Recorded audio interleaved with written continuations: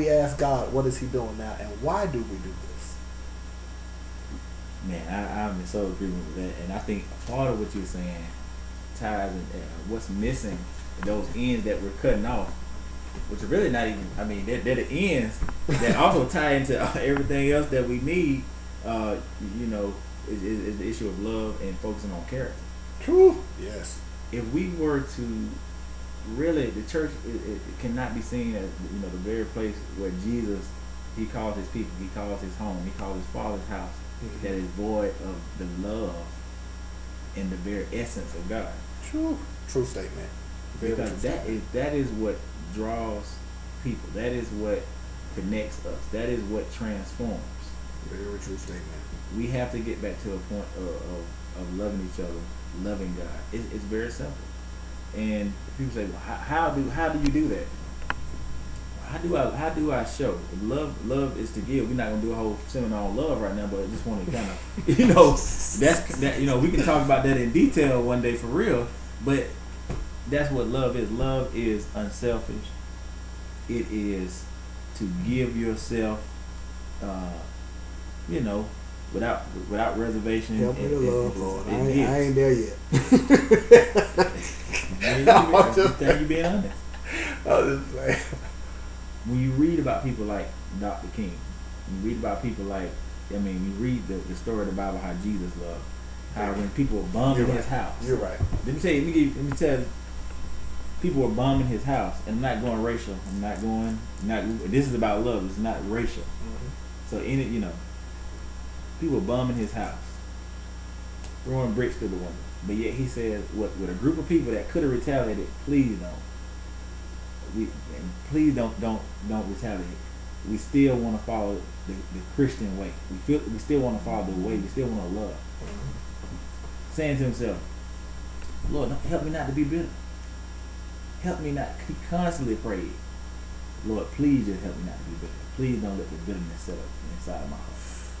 If we could just get to a point of praying that a lot of times, that's a tough prayer. Please just don't let the bitterness overtake in this situation. Because He knows that it's hard. Another thing that hit me today, that the church is definitely going to have, that we're definitely going to have to focus on is, this hit me today, and this is dealing with homosexuality. That's a tough subject, boy. Tough subject. But the love is what's going to draw them in. Mm-hmm. And one thing that he showed me today, and I seen this just riding, is like, people are homosexual, and that the we might say a lot of people are flamboyant, they flaming, they this, they that, all these words we use, but really what he showed me today, what it was, is that is their cry for help. And it's really birthed out of an issue of not having a father around in many cases. And he said what the sons are saying, what our sons are saying is, okay, nothing else gets my dad's attention, this will get his attention. Because I've been longing for a father, I've been longing for somebody to love me, I've been longing for somebody to say, son, I approve of you, you're a man, somebody to show me and train me in righteousness, but it never happened. And now I'm left with this longing in my heart, and the only way I know how, not the only way, but as the enemy grabs that emotional trauma and he perverts it, now I have to express myself, and this is my way of getting my father's attention, to say, you know what, if he, and a son, kids actually want correction.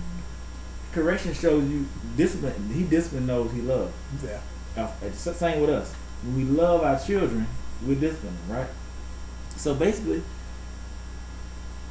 they're opening up as an opportunity to say, maybe if my father won't correct me or come in and discipline me or say anything with anything else, this is my way to get his attention. They would want their father to step in as an act of love and say, son, you know what? You don't have to act like that. You don't have to go in that direction. You don't have to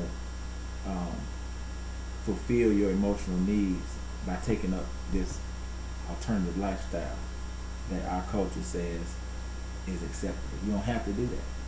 That's not what God intended for you, son.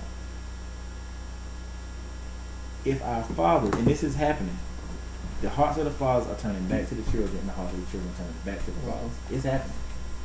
And as our fathers who have abandoned our sons realize that this is their need, don't be afraid to step in and say, son, I love you. Put your arms around this person. They may be homosexual. They may be struggling with their identity in that area. But we have got to reach back with love, with the love of the Father, and begin to minister to those areas, into those needs. That's a tough subject, because it's such a topic that everybody has alternative views, and for some reason, even people that are not homosexual feel like there's no level of conversational response that can be had. Preachers are kind of fearful to teeter that fence. When they're asked about it, they say, well, every sin is a sin. It's no different from lying on your taxes. It's no different from cheating on your wife, a man who beats his wife. You know what I'm saying? They just lump it all together, but ultimately they come up with no valuable solution or no confrontational pattern. If a man beats on his wife, there should still be confrontation to say you are wrong. Yeah. What is going on that angers you to such a way that you resort to violence? Mm-hmm. So there should still be, whether it be drugs, alcohol, lying on taxes, what is the confrontational stance that we have without it being offensive? Because ultimately, at the end of the day, there are people who are battling these issues. So, like many people in Christendom, in the world, the minute you mention homosexuality, you have to say the perfect term or people are offended. If not, then you're judging them. There ain't no sin greater than the next. Number one, I think we have the wrong concept of judgment. If we look in Corinthians, Paul talks about this should not, and even if this should not be named among you. For I've even heard that there are some of you sleeping with your father's wives. Cast him out, for I have already judged him. And he goes on to say, he said, don't judge non-believers. He said, because you got to draw them with love. But those that are among you believers, you can judge them. Then it says, don't judge lest you be judged. Don't judge don't judge the mote in your brother's eye, saying that you have, you know what I'm saying? That whole text. Okay, so if I don't have one in my eye, or if I understand my issue, or regardless of the fact, it even goes on to tell us about judging righteously. You know, so this whole concept, I can judge according to scriptural pattern of what God has already judged. Mm-hmm. I'm not condemning you to hell. I'm not judging you saying that you're my sin. I have no sin, and I'm casting stones, because lo and behold, if that woman caught in the act of adultery now got caught, we would beat that woman to death with boulders, sticks, stones, ride over with our car and drive home to our boyfriend that we're living with. Definitely, no doubt. You know, it's the same no doubt about it.